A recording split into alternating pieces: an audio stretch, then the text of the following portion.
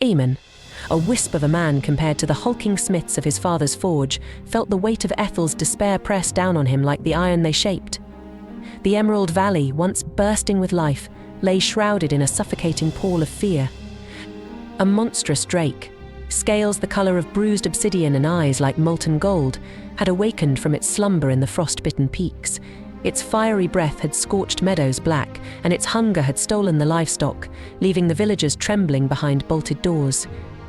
King Roderick, once a man of booming laughter and a hearty appetite, now resembled a withered husk. His once proud eyes held a flickering desperation. He'd offered half his treasury to any who could slay the beast, but night after night, clad in gleaming armor and wielding enchanted blades, had ridden out to meet the dragon and never returned. Their polished armor, a grim testament to their failure, adorned the castle walls, a constant, mocking reminder of Aethel's impotence. Eamon, unlike the other men, felt a prickle of defiance, not fear, crawl up his spine. He studied the tales of old, the flickering lamplight illuminating the weathered faces of traveling bards as they recounted forgotten lore. Dragons, with their fiery breath and impenetrable scales, were indeed formidable foes. Yet, a common thread emerged from the whispers of myth dragons. For all their fearsome might, were creatures of immense vanity. Days bled into nights as Eamon hunched over his father's workbench, the rhythmic clang of the hammer replaced by the rasp of a file. Instead of steel, he fashioned a shield unlike any other. Its surface, painstakingly polished by his calloused hands, gleamed like a shard of moonlight, a massive mirror reflecting the faintest flicker of light. He donned worn leather armor, the opposite of a warrior's garb, appearing more like a simple villager than a champion. The ascent to the dragon's lair was a perilous journey. Jagged rocks scraped his worn boots, and the air grew thin and bitter as he climbed. The stench of sulfur, a harbinger of the beast's fiery breath, grew stronger with each step. Finally, he reached the mouth of the cave, a gaping maw in the mountainside that reeked of brimstone and ancient decay. Eamon didn't charge in with a warrior's cry. He positioned himself strategically, the mirrored shield held high, catching the weak morning sunlight and directing it into the cavern's depths. Silence, thick and heavy, hung in the air. Then, with a ground-shaking roar that sent tremors through the very rock, the dragon emerged, its leathery wings blotting out the sun. A poultry offering boomed the dragon, its voice like a rock slide echoing through a canyon. "Do you think a mere trinket can protect you from my wrath?" Eamon, his voice trembling with feigned terror, stammered, "Forgive me, mighty beast. I come not to fight, but to offer a tribute worthy of your magnificence. A mirror, crafted to reflect your unparalleled beauty." The dragon snorted, smoke curling from its nostrils. Eamon could almost see the flicker of vanity in its golden eyes. It lowered its massive head for a better look, the sunlight glinting off its obsidian scales. In that split second, Eamon, with a swiftness born of desperation, tilted the mirrored shield.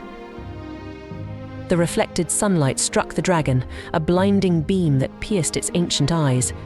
The beast shrieked, a sound that tore at the very fabric of the mountain, and recoiled, thrashing wildly. Eamon had gambled, and for a terrifying moment it seemed he'd lost. The dragon, blinded by its own reflection, whipped its tail, sending a shockwave that threatened to knock Eamon off the precarious ledge. But then, as quickly as it began, the frenzy subsided. The dragon, disoriented and roaring in pain, stumbled back into the cave. Eamon, his heart pounding a frantic tattoo against his ribs, knew this was his only chance. He had another weapon, not of steel but of cunning. His father, a master alchemist, had once concocted a potent sleeping draught to tame wild horses. Clutching the vial in his sweaty palm, Eamon launched himself into the cavern's inky depths. The air inside was thick with the stench of sulfur and dragon musk. Eamon, his vision limited, stumbled over rocks and the scattered bones of unfortunate creatures. The dragon's enraged roars echoed around him, a terrifying symphony of fury. Finally, after what felt like an eternity, he spotted the monstrous form, thrashing blindly in the darkness. Taking a deep breath, Eamon hurled the vial with all his might. It shattered against the dragon's gaping maw, the soporific liquid drenching its throat. The beast coughed, a sound like a collapsing building, and a flicker of drowsiness entered its golden eyes. Eamon didn't dare wait to see if it would work. He scrambled back out of the cave, the dragon's ragged breaths and frustrated roars echoing behind him. He reached the ledge, his lungs burning, just as the first tremors shook the mountain. With a deafening crash, the dragon emerged, its movements sluggish, its once fiery eyes drooping. But even in its weakened state, it was a terrifying sight. It lurched towards Eamon, a monstrous battering ram, and the young man braced himself for impact. Suddenly, a memory flashed in Eamon's mind. A bard's tale, half forgotten, spoke of a hidden crystal within the dragon's lair, the source of its immense power. A desperate gamble. Eamon grabbed a pickaxe he'd brought for scaling the mountain and raced back into the cave. The air inside was thick with the dragon's labored breathing. Eamon dodged falling debris as the cavern shuddered with each monstrous exhalation. He spotted the crystal, a shard of amethyst embedded in the ceiling, pulsing with an ominous purple light. With a surge of adrenaline, Eamon began to hack at the rock holding it in place. Each blow was an eternity. The dragon stirred, a low growl rumbling through the cave. Eamon could feel the heat of its fiery breath on his back. His arms screamed in protest, his vision blurring with sweat and exertion. Just as the dragon's shadow fell over him, a deafening crack echoed through the cavern. The crystal dislodged, plummeting towards the dragon. Time seemed to slow. Eamon threw himself flat, covering his head with his arms. The amethyst crystal smashed against the dragon's skull with a sickening crunch. A blinding flash of purple light filled the cave, followed by an unearthly shriek that seemed to rip the very mountain apart. Silence. A heavy, suffocating silence descended. Eamon, his body trembling, dared to open his eyes. The dragon lay still, a mountain of obsidian scales, the amethyst shard lodged in its shattered skull. The purple light had faded, leaving an eerie stillness in its wake. Eamon stumbled out of the cave, the weight of the ordeal crushing him. He collapsed onto the rocky ground, gasping for breath. Had he truly slain the beast, or was this some cruel illusion? As the sun climbed higher, casting its golden light on the valley below, the villagers emerged from their homes, drawn by the silence. They saw Eamon, a tattered figure slumped against the mountainside, and the motionless form of the dragon. A collective gasp rippled through the crowd. Slowly, cautiously, a group of men ventured closer.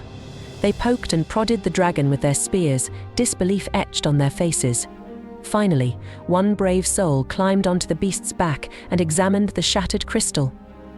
A cheer erupted, a sound of pure, unadulterated joy that echoed through the valley. Eamon, his strength returning with each joyous shout, looked down at the valley below. He saw fear replaced by hope, despair replaced by celebration. He had done the impossible. The dragon slayer, not through brute force, but through cunning and a desperate gamble, had saved Aethel. News of his deed spread like wildfire. Bards sang his praises, and King Roderick, tears shimmering in his eyes, declared Eamon a hero. Riches and titles were showered upon him, but Eamon declined them all. He knew his true reward lay in the grateful smiles of the villagers and the newfound peace that settled over Aethel. Yet, a shadow of doubt lingered in Eamon's heart. As he looked upon the lifeless dragon, a creature of immense power brought low by a single, well-placed blow, he couldn't shake the feeling that the battle wasn't truly over. The legend spoke of a hidden power within the amethyst crystal, a power that could corrupt even the purest soul. Eamon, the unlikely hero, had a new burden to bear: the weight of the dragon's legacy and the responsibility to ensure it wouldn't rise again.